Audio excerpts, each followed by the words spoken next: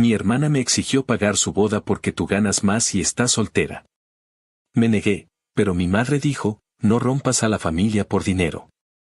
Le dije que no y moví todo mi dinero a una cuenta nueva.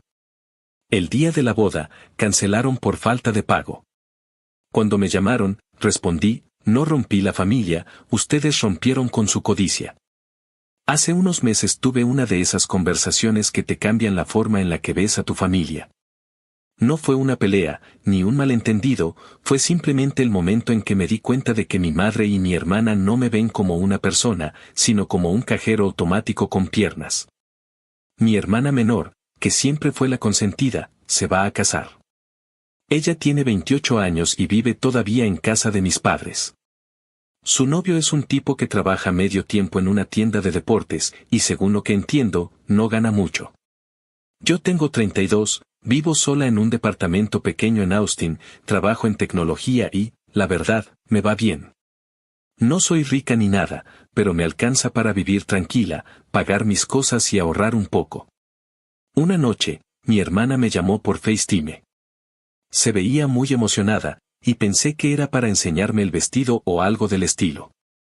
Pero no, apenas contesté, mi madre apareció también en la pantalla, sentada junto a ella.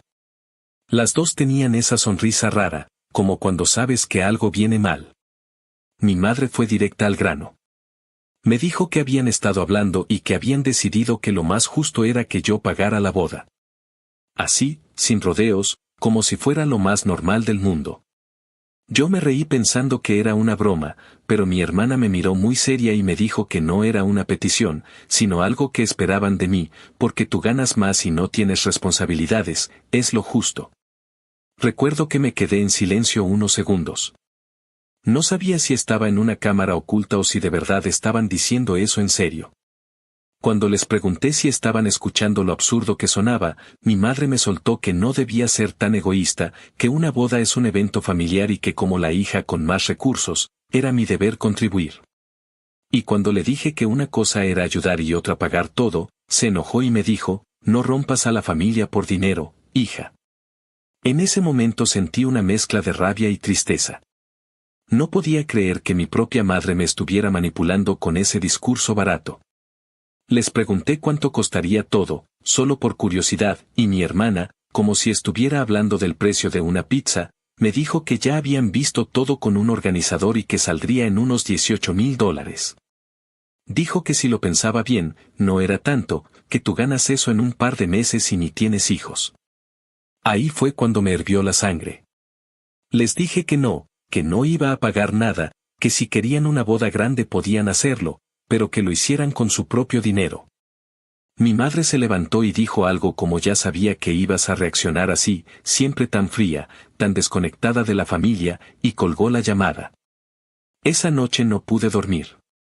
No por culpa ni remordimiento, sino por la impotencia de que me hicieran sentir como si yo fuera la mala del cuento por no querer financiar los caprichos de mi hermana. Pensé en todas las veces que mis padres cubrieron sus errores, cuando la rescataron de deudas o cuando le prestaron dinero para empezar su negocio de repostería que nunca pasó de vender 2 pasteles. Siempre la trataron como si el mundo tuviera que adaptarse a ella. Yo, en cambio, fui la hija independiente, la que no pedía nada, la que se fue de casa temprano, la que trabajó mientras estudiaba. Y ahora eso era justo lo que usaban en mi contra. Al día siguiente, me levanté temprano y fui al banco. Durante años había tenido una cuenta compartida con mi madre, por si pasaba alguna emergencia. Nunca le di acceso directo, pero el simple hecho de que tuviera su nombre ahí me empezó a dar mala espina. Cerré la cuenta y abrí una nueva solo a mi nombre. Moví todos mis ahorros, cambié mis contraseñas y me aseguré de que no quedara ningún vínculo financiero con mi familia. Fue una decisión práctica, pero también emocional. Era como poner una barrera entre ellos y mi tranquilidad. Esa semana, mi madre me escribió un mensaje larguísimo. Decía que estaba decepcionada de mí, que no reconocía a la hija que había criado, que el dinero me había cambiado y que mi hermana estaba destrozada. Me dijo que esperaban que recapacitara antes de hacer algo que lamentaría toda la vida. No le contesté. Me senté en mi sillón con una copa de vino y leí el mensaje varias veces. Pensé en cómo durante años intenté ser la hija que ellos querían, la que no causaba problemas, la que siempre ayudaba. Pero ya no más. Al final, les mandé un mensaje corto, solo para dejarlo claro, que no iba a pagar nada, que no me manipularan, y que si mi decisión rompía la familia, entonces la familia nunca fue tan fuerte como ellos decían. Desde entonces, no me hablan mucho. Mi hermana dejó de escribirme y mi madre solo me manda mensajes pasivo-agresivos de vez en cuando. Y aunque suene triste, me siento más tranquila que nunca. Porque si me van a llamar egoísta, que sea por cuidar lo mío. Actualización 1. Pasaron un par de semanas después de aquella llamada y el ambiente familiar se volvió una especie de guerra fría. Nadie decía nada directamente, pero todo se sentía cargado, tenso, con ese tipo de silencio que no hace falta romper porque ya se entiende todo lo que está debajo. Mi madre no volvió a llamarme, mi hermana tampoco. Al principio pensé que era lo mejor, un respiro, pero me equivoqué. En lugar de hablar conmigo, mi hermana decidió desahogarse en Facebook, porque claro, ¿para qué resolver las cosas en privado cuando puedes exhibir tu versión de la historia ante todos tus conocidos? No tardé en ver las publicaciones, frases pasivo-agresivas sobre cómo algunas personas prefieren el dinero a la familia y no todos los que te sonríen te quieren de verdad. No mencionaba nombres, pero era obvio. Mis tías, sus amigas y hasta mi madre le comentaban corazones y mensajes de apoyo, y yo solo los leía con una mezcla de risa e incredulidad. Era tan patético que ni siquiera valía la pena responder. Aún así, algo en mí se sentía incómodo. No por culpa, sino porque me daba rabia ver cómo manipulaban el relato. De repente, yo era la villana, la hermana malvada que no quiso ayudar a la pobre novia que solo quería un día especial. Nadie parecía cuestionar por qué carajos era mi responsabilidad financiarle el sueño a alguien más. Lo peor fue cuando mi madre empezó a mandar mensajes a mis tíos diciendo que estaba muy decepcionada de mí y que no entendía cómo podía ser tan dura. Una de mis tías me llamó y me soltó un discurso sobre cómo la familia es lo único que tenemos. Le contesté con calma que justamente por eso uno debería cuidarla de los abusos, y que lo que estaban haciendo no era amor familiar, era chantaje. Se quedó callada y cambió de tema, pero ya sabía que la conversación se iba a correr como pólvora por todo el grupo de WhatsApp familiar. Una tarde de jueves recibí una llamada del lugar donde trabajo. La recepcionista me dijo que alguien había estado intentando comunicarse conmigo y que había dejado mi información para confirmar una reserva. No entendía a qué se refería, hasta que me mencionó el nombre del salón de eventos donde mi hermana planeaba casarse. Sentí un nudo en el estómago. Colgué, busqué el número del salón y llamé directamente. Cuando me contestaron, les expliqué quién era y pregunté si había algún problema. La mujer al otro lado del teléfono sonó algo incómoda. Me dijo que mi hermana había hecho la reserva usando mi nombre como garante, que el contrato estaba a nombre de ambas y que el depósito estaba pendiente. Casi se me cae el teléfono de la rabia. Le pedí que me enviara copia del contrato y, efectivamente, ahí estaba, mi nombre, mi dirección y hasta mi número de teléfono. Todo escrito como si yo hubiera autorizado eso. Me aclararon que el documento no tenía mi firma real, pero bastaba para meterme en un lío si la cosa escalaba. Al día siguiente fui personalmente al lugar. Llevé mi identificación, les expliqué que jamás había autorizado eso y que quería eliminar mi nombre de cualquier registro. Por suerte, el encargado fue comprensivo. Me dijo que había sospechado que algo raro pasaba porque mi hermana solo había querido pagar una parte mínima del depósito, diciendo que su hermana se encargaría del resto. Me preguntó si quería dejar una constancia escrita, y por supuesto que sí. Firmé un documento donde declaraba que no tenía ninguna relación con ese contrato y que no autorizaba el uso de mi información personal. El tipo me dijo, no es la primera vez que veo algo así, créame, la gente hace cosas ridículas por no pagar sus propias cuentas. Salí de ahí con una mezcla de enojo y alivio. Enojada porque mi propia hermana había usado mis datos sin pedirme permiso, y aliviada porque lo descubrí a tiempo. De no haberlo hecho, probablemente habría terminado con una deuda encima o con una demanda absurda por incumplimiento de contrato. Esa noche le mandé un mensaje a mi hermana. Le dije que sabía lo que había hecho y que ya había arreglado todo con el salón. No pasó ni un minuto antes de que me contestara, llamándome dramática y diciendo que solo había puesto mi nombre como respaldo porque ya habíamos hablado de que yo iba a pagar. Le respondí que jamás habíamos llegado a ningún acuerdo, que lo único que dije fue que no pensaba darles un solo centavo, y que si volvía a usar mi información sin permiso la iba a denunciar. Me contestó con unas lo que quieras, pinche amargada. Me dio risa, pero también me dolió. No tanto por el insulto, sino porque era la confirmación de que ya no quedaba ni una pizca de respeto entre nosotras. Los días siguientes fueron un desfile de llamadas y mensajes. Mi madre intentó mediar, pero su versión de mediar era repetir que yo debía entender la situación de mi hermana. En una de esas llamadas me dijo que no podía creer que le negara algo tan importante a tu única hermana. Le respondí que justamente porque era mi única hermana esperaba algo mejor de ella, no un intento de fraude. Me colgó y no supe de ella por varios días.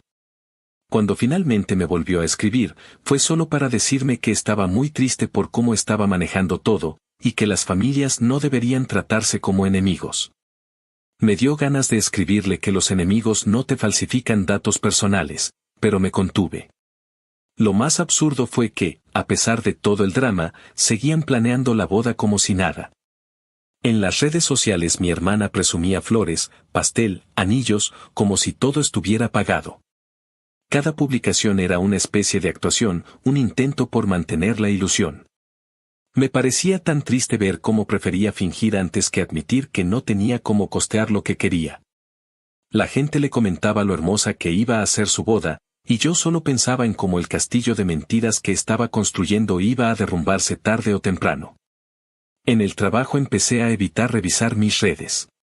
No quería seguir viendo indirectas ni sentir esa mezcla de rabia y decepción. Pero un día, durante la hora del almuerzo, una compañera me mostró una publicación y me dijo entre risas, ¿esta no es tu hermana? Era una foto de mi hermana con un texto que decía, hay gente que solo te apoya cuando no les cuesta nada, pero cuando tienen que elegir entre su comodidad y tu felicidad, muestran su verdadero rostro. Me reí para no explotar. Era increíble cómo había convertido una situación completamente creada por su irresponsabilidad en una historia donde yo era la villana. En ese momento decidí dejar de seguirla en todas las redes. No por orgullo, sino por salud mental.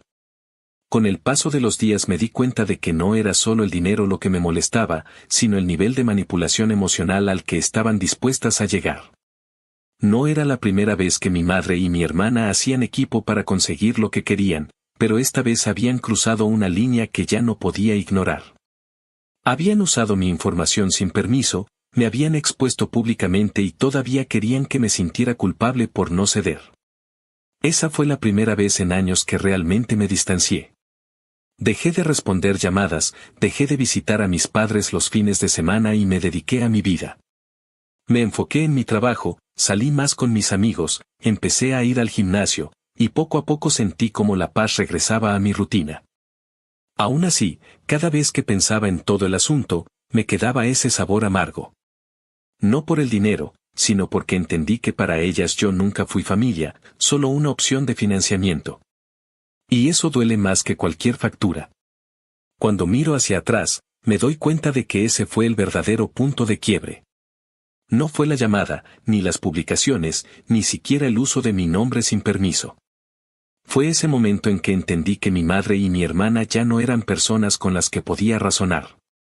Eran gente que veía el amor como algo que se puede comprar o castigar, dependiendo de cuánto les des.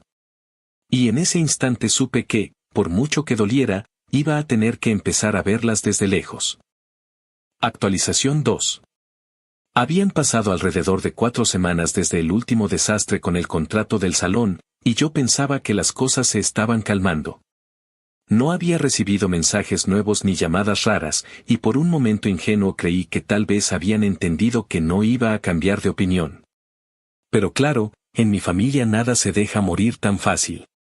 Una tarde de domingo, cuando estaba medio dormida en el sillón viendo televisión, escuché que tocaban la puerta con fuerza.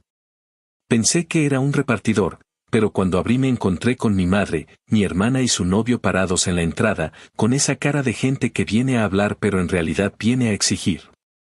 Ni siquiera me habían avisado que iban a venir. Mi madre traía una bolsa con galletas, como si eso de alguna forma hiciera la visita menos incómoda. Les dije que no era buen momento, pero mi hermana ya estaba entrando como si fuera su casa. La tensión era tan evidente que se podía cortar con un cuchillo. Mi madre empezó diciendo que estaban ahí para aclarar las cosas, pero el tono que usaba no tenía nada de conciliador. Era ese tipo de tono disfrazado de calma que usan cuando ya vienen listos para pelear. Dijo que habían estado hablando mucho y que pensaban que yo estaba dejando que el orgullo me cegara. Que mi hermana solo quería tener una boda digna, que era un momento único, y que si no la ayudaba me iba a arrepentir toda la vida cuando las cosas se enfriaran. Mi hermana la interrumpió para decir que no entendía cómo podía ser tan egoísta, que si tuviera un poco de corazón ya habría ayudado, y que no me iba a empobrecer por hacer feliz a la familia. Yo la escuché un rato en silencio y después le pregunté por qué demonios había usado mi nombre en un contrato sin permiso. Dijo que fue un malentendido, que no pensó que fuera gran cosa y que sabía que al final lo pagaría. En ese momento exploté. Les grité que estaban locas y pensaban que podían seguir cruzando límites así y que no pensaran que me iban a manipular con lágrimas ni con culpas baratas. El novio, que hasta entonces había estado callado, decidió meterse. Dijo con esa voz medio pasiva que tiene la gente que no trabaja mucho pero cree que sabe de todo, que yo estaba haciendo un escándalo por nada, que una boda era una inversión familiar. Y que si todos ponían un poco no pasaba nada. Lo miré directo a los ojos y le contesté que si tanto creía en eso, que empezara él poniendo el doble. Mi madre intentó calmar las cosas, diciendo que no había necesidad de ponerse agresiva, pero ya era tarde. Le pedí que se fueran, les dije que no tenían derecho a irrumpir en mi casa para seguir exigiendo lo mismo que ya había dejado claro que no iba a pasar. Mi hermana empezó a llorar, pero ese llanto fingido que usaba desde niña cada vez que quería salirse con la suya. Dijo que la estaba humillando, que todo lo que quería era tener un día feliz y que yo, su propia hermana, se lo estaba arruinando. Le respondí que nadie le estaba arruinando nada, que si quería una boda, la pagara. Que yo había trabajado demasiado para tener estabilidad como para tirarla por la borda por culpa de sus caprichos. Mi madre se levantó indignada, me miró como si fuera una extraña y dijo que me estaba comportando como una persona sin alma. Que ella me había enseñado a ser generosa y que no podía creer que me hubiera convertido en alguien tan duro. Le respondí que ser generosa no significaba dejar que me pisotearan. Que si ella no entendía eso, el problema no era mío. Se fueron después de un rato, con mi hermana gritando desde el pasillo que no estaba invitada a la boda y que esperaba que mi dinero me hiciera compañía cuando me quedara sola. Cerré la puerta tan fuerte que retumbó en todo el edificio. Me quedé un rato apoyada en la pared, temblando de pura rabia. No por las palabras, sino por la desfachatez. Al día siguiente, mi madre me mandó un mensaje enorme. Decía que lo que había pasado era una vergüenza, que había hecho sentir a mi hermana humillada y que estaba comportándome como si no perteneciera a la familia. Terminé borrando el mensaje sin responder. Me negaba a seguir alimentando esa dinámica enferma donde ellas actuaban como si yo fuera la mala del cuento solo por poner un límite. Sin embargo, los comentarios de la familia no tardaron en llegar. Una prima me escribió por Instagram para decirme que debería hablar con mi madre antes de que fuera demasiado tarde, y un tío incluso me llamó para darme una charla sobre lo que significa la unión familiar. Todos hablaban sin saber la mitad de la historia, repitiendo lo que mi madre y mi hermana les contaban. Poco después, un pariente lejano que trabaja en eventos me contó que mi hermana y el novio estaban tratando de renegociar con proveedores porque la hermana rica se echó para atrás. Esa frase me revolvió el estómago. No porque fuera cierta, sino porque mostraba exactamente cómo me veían. No era una persona con derecho a decir que no, era un recurso financiero que decidió dejar de fluir. En ese momento decidí que no iba a darles ni una mínima oportunidad de volver a manipularme. Bloqueé sus números, bloqueé sus redes, bloqueé a cualquiera que se metiera en el tema. Y, para no dejar cabos sueltos, llamé a mi banco para asegurarme de que nadie pudiera intentar nada raro a mis espaldas. Pasaron unos días en los que disfruté una calma rara. Silencio total. Pensé que, por fin, habían entendido. Pero no, las cosas todavía podían escalar. Una mañana recibí un mensaje de texto de mi madre que decía: tu hermana y yo queremos hacer una intervención familiar. Te esperamos esta tarde en casa, por favor no faltes. Me reí al leerlo. Lo borré y seguí con mi día. Pero a las 5 de la tarde empezaron a llamarme sin parar. Al parecer habían organizado esa intervención igual, solo que sin mí. Una tía me escribió después para decirme que estaban todos reunidos en casa de mis padres hablando de mi actitud. Me pareció ridículo, pero a la vez revelador, ni siquiera necesitaban mi presencia para convertir mi vida en un tema de debate. Esa noche recibí un último mensaje de mi madre: si no ayudas, no eres bienvenida en la boda. Me quedé mirando la pantalla unos segundos y luego escribí: perfecto. Así ahorro gasolina. Lo mandé y no volví a mirar el teléfono en toda la noche. Al día siguiente tenía decenas de mensajes sin leer. Mi hermana me insultaba, mi madre me suplicaba, y otros familiares me pedían que reconsiderara. Borré todo sin leerlo completo. En el fondo sabía que, si cedía una vez más, me pasarían por encima siempre. Con el paso de los días, me di cuenta de que, aunque dolía ver cómo la relación con mi familia se deterioraba, también sentía una especie de alivio. Por primera vez en mi vida no estaba cediendo solo para mantener la paz. No estaba cumpliendo el papel de la hija responsable que siempre arregla los líos de los demás. Era extraño, pero liberador. Empecé a dormir mejor, a comer sin ese nudo en el estómago, a disfrutar mis días sin la constante preocupación de que algo más estallara. A veces pienso en lo absurdo de todo. Una familia que se desmorona por una boda. Un grupo de personas tan cegadas por la apariencia y el que dirán que son capaces de volverse en contra de quien no quiere financiar su fantasía. Pero si algo me dejó claro todo esto, es que hay gente que solo te quiere mientras seas útil. El cariño, en su cabeza, viene con condiciones. Y el mío, definitivamente, no está en venta. Al final de esa segunda etapa de drama, entendí que ya no había vuelta atrás. Lo que se rompió no era una relación pasajera, era la base misma del respeto. Por mucho que doliera admitirlo, mi madre y mi hermana no querían reconciliación, querían sumisión. Y yo, por primera vez en mucho tiempo, elegí no dárselas. Actualización 3. Pasaron alrededor de 3 meses desde la última vez que hablé con mi madre y mi hermana. Durante ese tiempo, todo se mantuvo en silencio. No hubo llamadas, ni mensajes, ni indirectas en redes, nada. Una parte de mí creyó que por fin habían entendido que no iba a ceder, pero otra parte, la que conoce bien la forma en que funcionan, sabía que el silencio no era paz, era estrategia. Cuando mi madre y mi hermana callan tanto tiempo, no es porque hayan cambiado de opinión, es porque están planeando algo.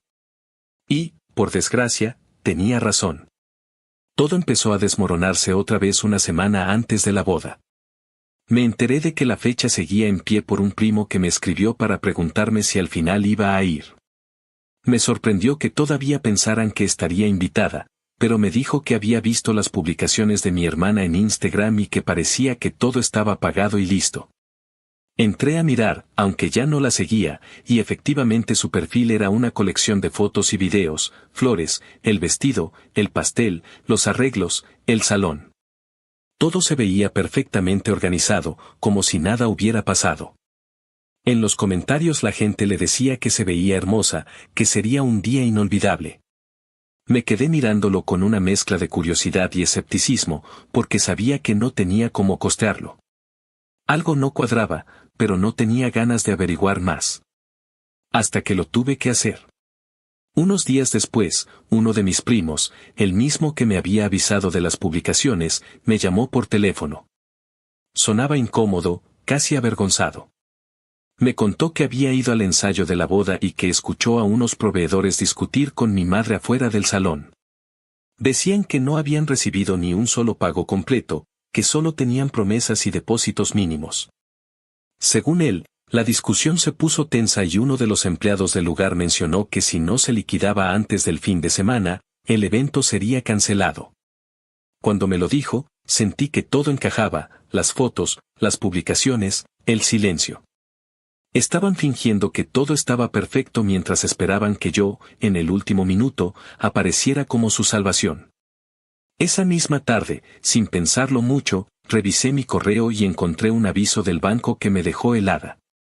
Era una notificación sobre una solicitud de préstamo personal a mi nombre, que estaba pendiente de verificación. Casi se me cayó el alma al suelo. Yo no había pedido ningún préstamo. Abrí los detalles y vi que el monto era justo lo que faltaba para cubrir una boda de ese tamaño. No tuve que adivinar mucho para saber quién estaba detrás. Llamé inmediatamente al banco y expliqué que no había solicitado nada. El asesor me pidió que confirmara mi información y luego me dijo que, efectivamente, alguien había presentado una solicitud con mi número de seguro social y mi dirección. Por suerte, la transacción estaba detenida porque algo no coincidía en la firma digital. Cuando le pedí más detalles, me dijo que la persona había intentado presentarla desde una sucursal local, no en línea. En ese momento supe que no solo era una suposición, alguien había falsificado mi firma. Colgué el teléfono y marqué directo a mi madre. Cuando contestó, le pregunté sin rodeos si sabía algo sobre ese préstamo. Al principio lo negó todo, con ese tono ofendido de quien intenta ganar tiempo, pero cuando le dije que el banco había confirmado que la solicitud se había hecho en persona, se quebró. Empezó a llorar, diciendo que solo quería ayudar a mi hermana, que la pobre estaba desesperada, que el novio no tenía dinero y que solo necesitaban un empujón para salir del paso. Me quedé en silencio unos segundos, porque la rabia era tan grande que si hablaba de inmediato iba a gritarle hasta quedarme sin voz. Le pregunté si tenía idea de lo grave que era eso, si sabía que falsificar documentos podía llevarla a la cárcel. Me dijo que no había pensado en eso, que lo hizo por amor de madre. Le respondí que el amor de madre no justifica un delito y que si el banco decidía investigar, yo no iba a cubrirle las espaldas a nadie. Se puso histérica, me suplicó que no hiciera nada, que no destruyera la familia por un error, y fue entonces cuando la rabia se mezcló con tristeza. No podía creer que mi propia madre, la persona que se supone que te enseña valores, fuera capaz de traicionar mi confianza de esa manera. Esa noche no pude dormir. Caminé por el departamento durante horas, tratando de calmarme. Pensé en denunciar, pero sabía que eso terminaría de romper lo poco que quedaba de la familia. Así que, en lugar de ir a la policía, fui al banco en la mañana siguiente, hablé con un gerente y pedí que pusieran una alerta de fraude en mi cuenta. También cancelé mis tarjetas y pedí nuevas, solo por precaución. El gerente me recomendó guardar toda la documentación por si alguien volvía a intentarlo. Cuando terminé con todo, me sentí vacía, como si hubiera pasado una tormenta por dentro. Llamé a mi padre, que siempre se había mantenido al margen, y le conté lo ocurrido. Se quedó callado por varios segundos, y lo único que dijo fue que lamentaba que las cosas hubieran llegado tan lejos. Le pedí que no me buscara para hablar de la boda, que no quería saber nada, y accedió. Durante los días siguientes, el teléfono no dejó de sonar. Mi madre me mandaba mensajes confusos, a veces llorando, a veces enojada. Decía que no entendía cómo podía ser tan dura, que la estaba tratando peor que a una extraña. Mi hermana también escribió, pero su tono era completamente diferente. No había disculpa ni remordimiento, solo reclamos. Me dijo que si hubiera ayudado desde el principio, mi madre no habría tenido que hacer algo tan extremo. Esas palabras me hicieron ver hasta qué punto se habían descompuesto las cosas. Para ellas, falsificar mi nombre no era traición, era una consecuencia lógica de mi negativa a ser su salvadora. Les respondí una sola vez, con un mensaje claro, que no quería volver a saber de ellas, que si intentaban contactarme de nuevo iba a ir a las autoridades, y que esperaba que aprendieran que nadie les debía nada. Después de eso, las bloqueé. Los días pasaron y, a medida que se acercaba la fecha de la boda, el silencio volvió. Pero no era paz, era la calma antes del colapso. Lo supe cuando un amigo en común me contó que los proveedores estaban retirando sus servicios porque no habían recibido los pagos. El fotógrafo había cancelado, el pastelero también, y el salón estaba a punto de hacerlo. Mi hermana, sin embargo, seguía publicando fotos antiguas como si todo siguiera en marcha. Era evidente que estaba tratando de mantener la ilusión hasta el último momento. Yo no sentía compasión, solo cansancio. Ya no quedaba nada que lamentar. Mi madre había cruzado una línea que no podía borrarse. Esa última semana antes del desastre me mantuve al margen, concentrada en mi vida. No tenía ganas de discutir más ni de involucrarme.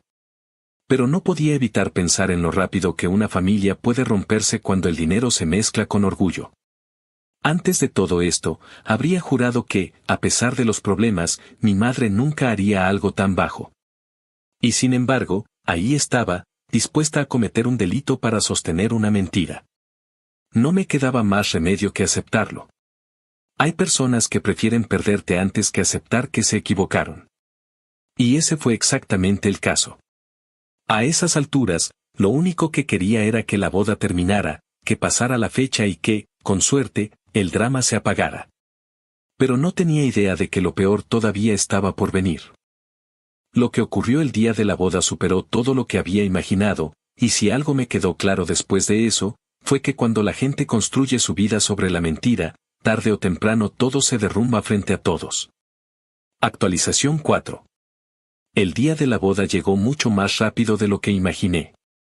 Yo ya no tenía contacto con nadie de la familia, así que me enteré de la fecha exacta solo porque una vecina de mis padres, que aún me tiene en Facebook, me envió un mensaje contándome que hoy era el gran día. No sentí curiosidad ni enojo, solo una especie de indiferencia cansada. Había pasado tanto tiempo cargando la culpa y la rabia que, cuando llegó ese momento, simplemente ya no quedaba nada más por sentir. Me preparé un café, abrí mi laptop y seguí con mi rutina como cualquier otro sábado. Pero la tranquilidad no duró mucho. A eso de las 11 de la mañana mi teléfono empezó a vibrar sin parar. Primero fue mi madre, luego mi hermana, luego un número que no tenía guardado, que después supe que era del novio. No contesté ninguna de las llamadas. Las dejé sonar, una tras otra. No quería saber qué desastre estaban viviendo, porque sabía que tarde o temprano me iban a echar la culpa.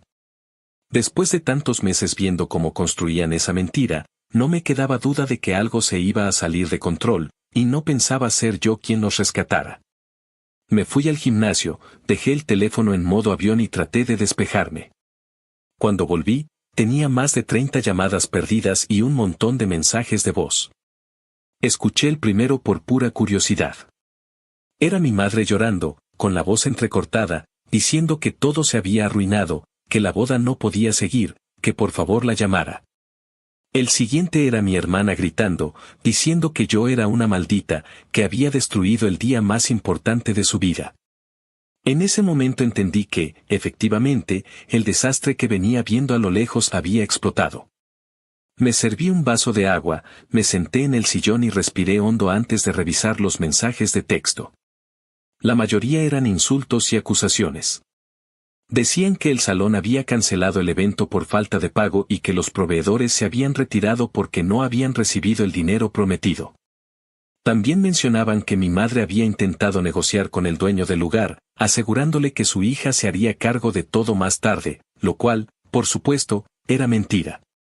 Cuando el dueño pidió una confirmación directa, intentaron llamarme desesperadamente.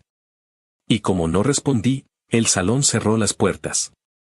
Literalmente, los dejaron afuera con los invitados esperando. Esa imagen me vino a la cabeza con tanta claridad que casi pude verlos, mi madre intentando mantener la compostura, mi hermana en su vestido blanco gritando, el novio con cara de idiota sin saber qué hacer. Y los invitados mirando alrededor sin entender por qué no los dejaban entrar. Era una escena tan absurda que, si no fuera tan triste, habría sido cómica. Mientras imaginaba todo eso, sonó el teléfono otra vez. Era mi madre. Por un momento pensé en no contestar, pero decidí hacerlo, solo para escuchar qué excusa tenían ahora. La voz de mi madre sonaba rota.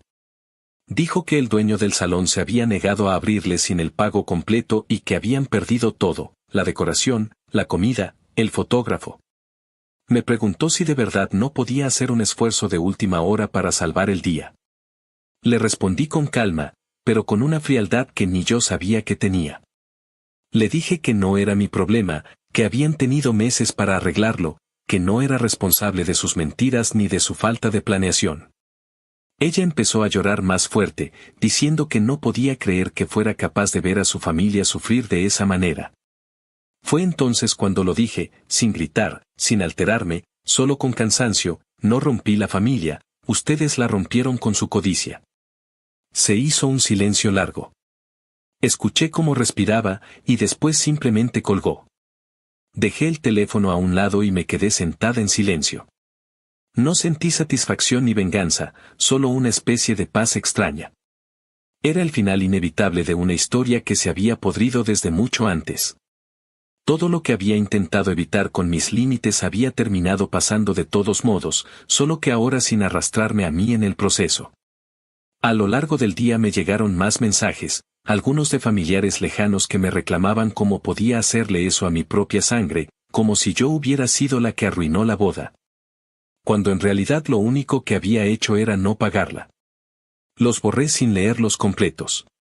Ya no tenía energía para justificarme ante nadie. Más tarde me enteré por un amigo de la familia que el novio se había ido del lugar después del escándalo. Al parecer, cuando se dieron cuenta de que no había boda ni dinero, empezaron a discutir frente a todos. Algunos invitados se marcharon, otros se quedaron mirando el desastre como si fuera una función gratuita. Mi hermana, según contaron, terminó llorando en el estacionamiento mientras mi madre trataba de convencer al gerente del salón de que les diera un par de horas más para conseguir el dinero. El gerente se negó. Dijo que ya había sido demasiado paciente y que no iba a perder más tiempo con gente que no cumplía. Fue ahí cuando finalmente aceptaron que todo se había acabado. Esa noche, mientras ellos lidiaban con su propio caos, yo salí a cenar sola. Fui a un restaurante que siempre me había gustado pero al que casi nunca iba, pedí una copa de vino y un plato que costaba más de lo que normalmente me permitiría gastar un fin de semana. No como celebración, sino como un gesto de cierre. Quería recordar esa noche como el momento en que finalmente solté toda la carga. Pensé en cómo durante meses me habían hecho sentir culpable por no ceder, cómo habían intentado convencerme de que mi negativa era el origen de todos los problemas. Y ahí estaba, viendo que el mundo seguía girando, que el desastre se había consumado sin que yo moviera un dedo. Era la prueba de que mi no había destruido nada, lo que los destruyó fue su propia ambición. Al llegar a casa me encontré con más mensajes, esta vez de mi padre. Me dijo que las cosas se habían salido de control, que mi madre estaba devastada y que mi hermana estaba inconsolable. No me pidió dinero ni ayuda, solo me escribió que esperaba que algún día pudiéramos hablar sin rencor. Le contesté que cuando todos asumieran responsabilidad por lo que hicieron, podríamos hablar. No volví a recibir respuesta. En los días que siguieron, la historia se esparció por toda la familia. Cada quien tenía su versión. Algunos decían que yo había saboteado la boda a propósito, otros decían que simplemente me había desentendido y que eso era lo peor que se podía hacer. Nadie parecía querer aceptar que la única razón por la que no hubo boda fue porque se pasaron meses pretendiendo tener dinero que no existía. Mi madre dejó de hablarme por completo. Mi hermana me bloqueó en todo. Y, aunque suene cruel, sentí alivio. No tener que lidiar con su constante manipulación era una paz que no sabía cuánto necesitaba hasta que la tuve. En el trabajo, mis compañeros notaron que estaba más tranquila. Algunos sabían por encima lo que había pasado y me dijeron que les parecía increíble lo que había soportado. Uno de ellos, que había pasado por algo parecido con su familia, me dijo algo que se me quedó grabado: a veces hay que perder a la familia para no perderte a ti misma. Esa frase me dio vueltas durante días, porque resumía todo lo que había sentido durante meses. Lo que perdí no fue una relación sana, fue una carga que fingía ser amor. Cuando miro atrás y pienso en ese día, no lo recuerdo con rabia, sino con un tipo de claridad que solo llega después de tocar fondo emocionalmente. Fue el punto exacto en el que todo terminó. No hubo reconciliación, ni disculpas, ni redenciones. Solo una lección dura, pero necesaria, A veces la gente que más dice quererte es la que más rápido te vende cuando de dinero se trata. Y aunque dolió, ese fue el día en que dejé de sentirme responsable por la felicidad de los demás. Porque aprendí, de la manera más cruel, que hay batallas que no se pierden cuando dices no, se pierden cuando te dejas usar. Actualización final. Pasaron 6 meses desde aquel día en que la boda se fue al carajo y con ella cualquier ilusión de reconciliación que pudiera quedar. Durante las primeras semanas después del desastre, el silencio fue absoluto. Nadie me buscó, nadie me llamó, y por primera vez en mucho tiempo mi teléfono no fue una fuente constante de ansiedad. Me acostumbré a esa quietud poco a poco, como quien aprende a dormir sin el ruido al que ya estaba acostumbrado. Empecé a levantarme temprano, a cocinar más, a recuperar rutinas que había dejado de lado por estar emocionalmente agotada. Había pasado tanto tiempo viviendo con la culpa que ellas me habían impuesto, que cuando esa culpa se esfumó, me di cuenta de lo ligera que era la vida sin ese peso. Durante esos meses escuché cosas por terceros. Un primo, que aún hablaba con mi padre, me contó que mi hermana y el novio terminaron poco después de la boda fallida. Al parecer, él la culpó por todo el desastre, y ella, fiel a su estilo, trató de culparme a mí. Pero cuando los amigos del tipo se enteraron de toda la historia, él empezó a ver las cosas con otros ojos. Según me dijeron, se dio cuenta de que se había metido con una familia llena de problemas y decidió alejarse sin mirar atrás. Mi hermana, por su parte, se quedó en casa de mis padres por un tiempo, pero la tensión se volvió insoportable. Mi madre seguía tratando de justificar todo, mientras mi padre, cansado del drama, empezó a distanciarse también. Al final, mi hermana se fue a vivir con una amiga a otra ciudad. No me dio alegría saber nada de eso. En otro momento, tal vez habría sentido una especie de revancha o satisfacción, pero no. Me daba tristeza, más que otra cosa. No porque me arrepintiera de mi decisión, sino porque me dolía ver lo lejos que habían llegado para destruirse a sí mismas. No había nada que yo pudiera hacer, y ya no quería hacer nada tampoco. La única forma en que podía seguir adelante era aceptando que algunas relaciones simplemente no pueden repararse. Mi madre me buscó un par de veces en los meses siguientes. La primera vez fue con un mensaje largo, de esos que parecen escritos a medias entre la culpa y la manipulación. Me dijo que había cometido errores, que las cosas se salieron de control, pero que una madre siempre actúa desde el amor. También decía que la familia no debía romperse por malentendidos y que todos merecíamos una segunda oportunidad. Me quedé mirando ese mensaje largo rato. Parte de mí quería creerle, pero otra parte sabía que esa no era una disculpa real, era una forma de limpiar su conciencia sin asumir responsabilidad. Le respondí con algo breve, que apreciaba que intentara contactarme, pero que no podía fingir que nada había pasado. Que no podía confiar en alguien que había usado mi nombre para un préstamo falso y que todavía trataba de justificarlo como si hubiera sido un gesto maternal. No volvió a escribirme durante un buen tiempo. La segunda vez que me buscó fue más directa. Me llamó desde otro número, tal vez esperando que contestara sin reconocerlo. Lo hice por impulso, y lo primero que escuché fue su voz diciéndome que ya era hora de dejar el orgullo. Dijo que mi hermana estaba mal, que no tenía trabajo, que necesitaba apoyo.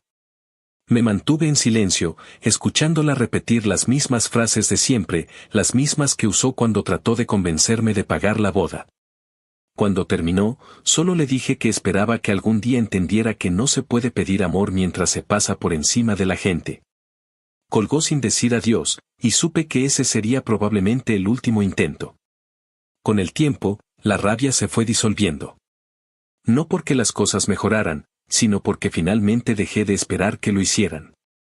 Empecé terapia, algo que debería haber hecho mucho antes. La terapeuta me ayudó a entender que no era mala hija por poner límites, que no era egoísta por no ceder ante la manipulación.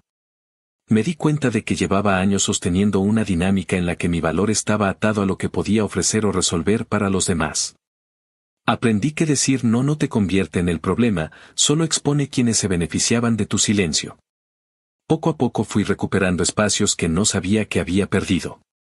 Empecé a salir más con mis amigos, a viajar los fines de semana, a disfrutar de mi dinero sin culpa. Compré mi primera casa, algo que siempre había querido hacer y que había postergado por miedo a gastar demasiado. Cuando firmé los papeles y recibí las llaves, sentí una paz enorme.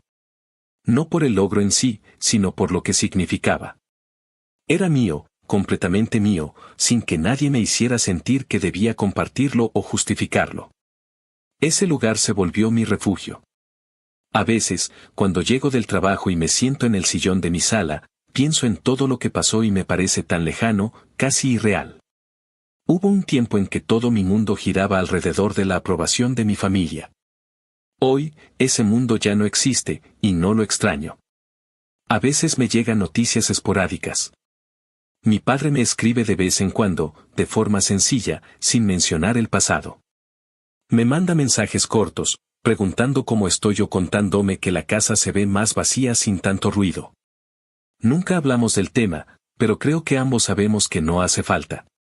Él entiende que ya no hay vuelta atrás, y yo le agradezco en silencio que no trate de forzar algo que no se puede reparar. Una de las cosas más extrañas de todo esto es cómo la gente reacciona cuando les cuento, en confianza, parte de la historia. Algunos se quedan en shock, otros tratan de justificar lo injustificable con frases como bueno, es tu familia, hay que perdonar. A veces sonrío y no digo nada, porque sé que esas personas nunca han tenido que poner un límite tan doloroso. No entienden que hay cosas que no se arreglan con perdón, que la confianza, una vez rota de esa forma, no vuelve. Que no se trata de rencor, sino de dignidad. En algún momento, me crucé con una amiga de mi hermana en un supermercado. Me reconoció y me saludó con una incomodidad evidente. Me dijo que había visto a mi hermana hace poco, que estaba tratando de recomponerse y que había hablado mucho de mí. No le pregunté qué decía, no tenía interés. Pero la mujer insistió en que mi hermana decía que todo se salió de control y que tal vez había ido demasiado lejos. No supe si creerle. Quizás era cierto, quizás solo era una forma de limpiar su imagen. De cualquier manera, ya no importaba. No necesitaba escuchar una disculpa para seguir adelante. Mirando hacia atrás, puedo decir que todo lo que pasó me cambió más de lo que esperaba. No fue solo una historia de traición familiar, fue una lección sobre cómo la gente puede disfrazar el abuso de amor, cómo pueden hacerte sentir culpable por cuidar de ti misma. Aprendí que hay relaciones que no se salvan, y que está bien. Que alejarse no es abandonar, es elegir vivir sin que te sigan desgastando. La familia no se mide por la sangre, se mide por el respeto. Y el mío no está en venta, nunca más. Hoy vivo tranquila. No perfecta, no sin heridas, pero en paz. Me tomó mucho tiempo entender que no soy una mala persona por no rescatar a quienes me hunden. Me tomó todavía más tiempo aceptar que no necesito la aprobación de nadie para sentirme completa. Si algo me queda claro después de todo, es que no puedes construir tu vida alrededor de gente que solo aparece cuando hay algo que sacar de ti. Lo que se rompió aquel día frente a un salón cerrado no fue una boda, fue la idea de que tenía una familia unida. Y aunque duele, prefiero la verdad desnuda a seguir viviendo en una mentira bien vestida.